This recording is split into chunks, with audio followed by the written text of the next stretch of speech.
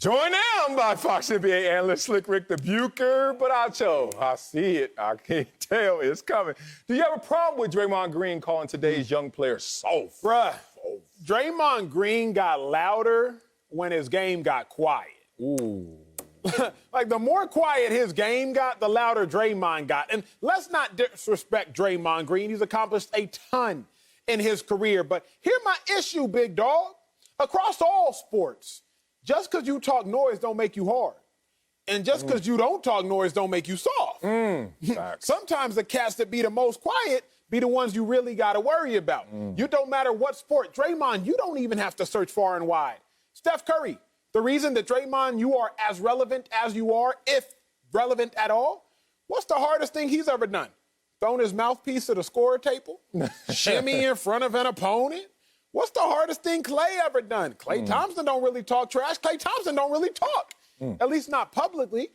So just because you talk trash don't make you hard, and just because you don't talk trash don't make you soft. My real issue is this, like, Draymond got to remember and just put everything in context, big dog, because pride comes before the fall. Remember Steph and Klay, they the real reason Draymond is relevant. Let's be real. Draymond, without Steph and Klay, his career is very comparable to Joakim Noah. Joakim Noah was a dog in his own right. They both got one Defensive Player of the Year. Both made a couple All-Star teams. Draymond's 3, Joakim Noah's 2. Both were all-defensive team. Joakim Noah was 3, Draymond 5. But, like, Draymond, the reason you're even that relevant is because of two dudes, Steph and Klay, who don't even talk. So by your metric, by your value system of being hard, Steph and Klay soft. But Steph and Klay made you, you. So that's my real issue. That's my real problem with everything Draymond said. Damn. All good points, and I agree with all of that, or almost all of that, but I'm going to go in a different direction because I don't have a problem with Draymond Green saying that today's players are soft because they are. The game today is soft. But it's a little bit like I would point out that Acho is not wearing a jacket today and showing off his guns. That's obvious. Everybody sees it. The question is, why is the league soft? Why is Acho showing off his guns? Now you're giving me something. And the problem is that if Draymond were honest about why the game is soft, he would point out that it's the two most powerful entities involved in the league, and that is the NBA and the way they legislate, and LeBron James, his business partner and who I would assume former adversary and now friend, which means that Draymond Green himself is a contributing factor to the softness of the game today. There was once upon a time, this is the same Draymond Green who, back in the 2017 finals, was taking a swing at LeBron James' sensitive parts because they were in full competition. Ultimately cost him a suspension and some people would suggest a title. They're now business partners. They now share the same agent. They are certainly not the same adversaries that they once were. He and Kevin Durant aren't playing together, but they're boys on a podcast chopping it up. Yes, former teammates. But Draymond Green himself is demonstrating why the league is soft and why these players are soft. They've been conditioned to be soft, both by the way the league officiates and by the way LeBron James is recruiting every adversary that he could possibly have to play with him. For all the success that LeBron James has had, if I'm a young player, I'd say, well, I should do the same thing. It's worked for him. Damn. Love all of this, and I got to pour on some gravy on these mashed potatoes that we over here cooking up right now because Draymond, man, dog, you in the NBA. People ain't there for all that smoke that you want. It's crazy that Draymond thinks that. So Draymond says he's talking trash to everybody, and they don't respond now. You know why they don't respond?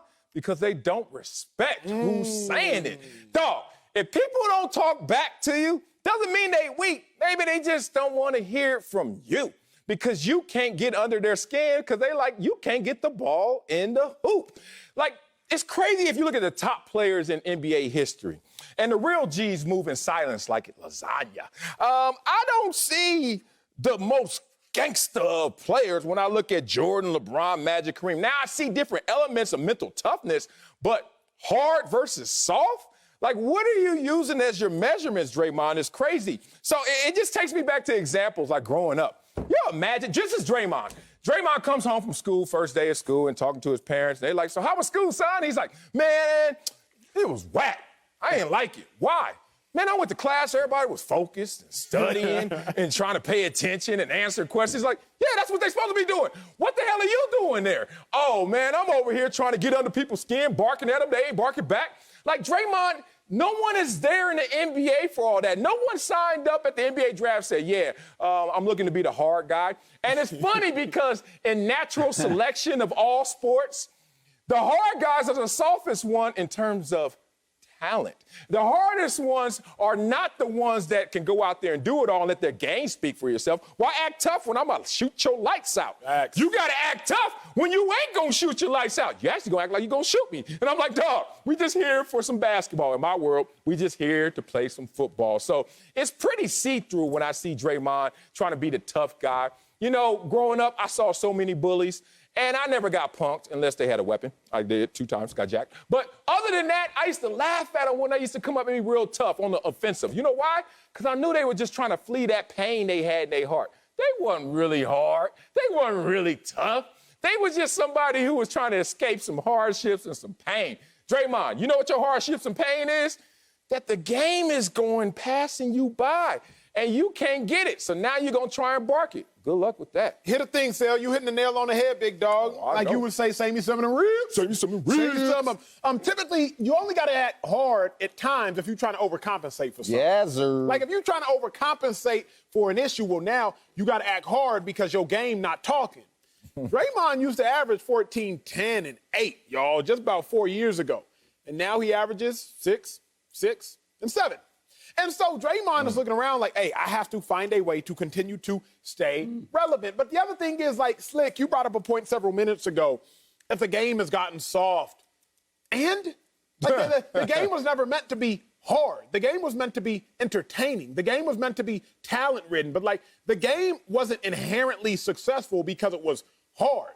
Like, maybe you could argue football, right? Like, now that you can't just jack people up anymore, going across the middle blindside guys.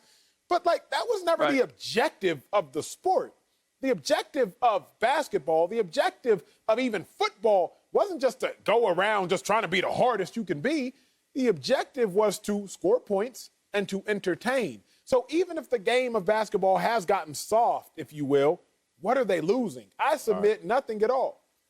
Well, this is where it gets muddled because he's talking about, trash talk with guys as a reflection of being soft or hard, and we're talking about the physicality of the game.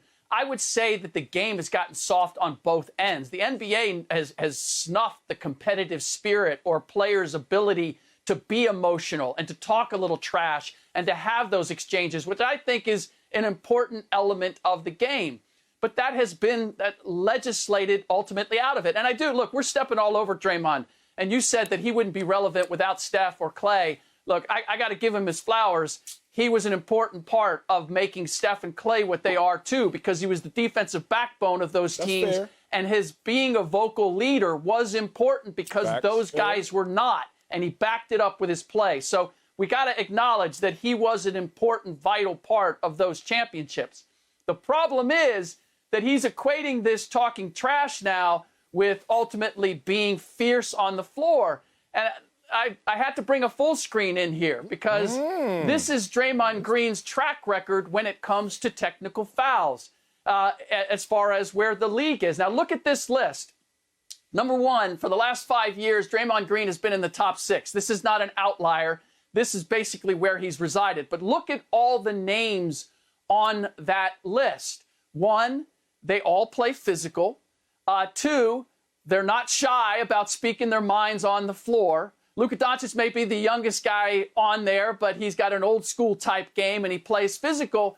But there's no equation between this and success. I mean, Draymond Green's not having success because he's getting technicals. Dwight Howard's not playing better this year with Philadelphia because he's leading the league in tees. John Wall, Russell Westbrook, I can go down the line. All of these guys, Draymond Green included, because of the way the league calls the game, are being penalized for being vocal and for talking trash and for being outwardly emotional. So Draymond literally cost the Warriors a game this year by getting technicals at the end of the game because he was running his mouth. So if the players today are not engaging with him, it's not necessarily because they're soft, it's because they're smart. But even Slick, but real quick before Sel chimes in, you bring up a great point, big dog. Like, wouldn't you argue that Draymond, in theory, has cost his team more than he's accumulated for his team because he's hard? Many people say because he's talking to other teams. Yes. Many people, Slick, say that if Draymond doesn't get suspended for Game 5, maybe all of a sudden the Warriors would have an additional chip and never would have lost to the Cavs. So, like, Draymond, it's all about working smarter, not harder, big dog. So be hard all you want. But typically, being hard don't guarantee no success. In fact, it's probably an indicator of failure. Yeah, man, being hard doesn't make you any better. And if you're soft, it doesn't mean you're sorry, dog. It's just crazy right here. Like, evolve and grow. We keep using that block after block. But evolve and grow. It kind of reminds me of the NFL players that were all out there griping when they changed the target area to make the game safer. Oh, man, what we going to do, man? I don't learn how to hit all my life a different way. I can't learn that overnight. I bet you will. You know why I know you will? Because they're going to take all your money away from you until you figure it out. And guess what? Overnight, basically, most of them figured it out. Stop with all this, like this whole aura of machismo just to act like you better than you are. It's crazy. So the NBA's not soft right now. I hate when people say that. I got on a podcast about 2 weeks ago, and they tried to box me in with that. I was like, I don't think these athletes today are soft. And the NBA game is not that soft. It's just not as hard as it was when it was too damn hard. That's what we're dealing with right now in this situation. I got Acho over here choking right here. And the goal is to be a great player, not anti-soft. So I just don't understand it, what's going on with Draymond Green and these guys. But, hey, if you got to audition for TNT, sometimes you got to go out there and hit them where it hurts.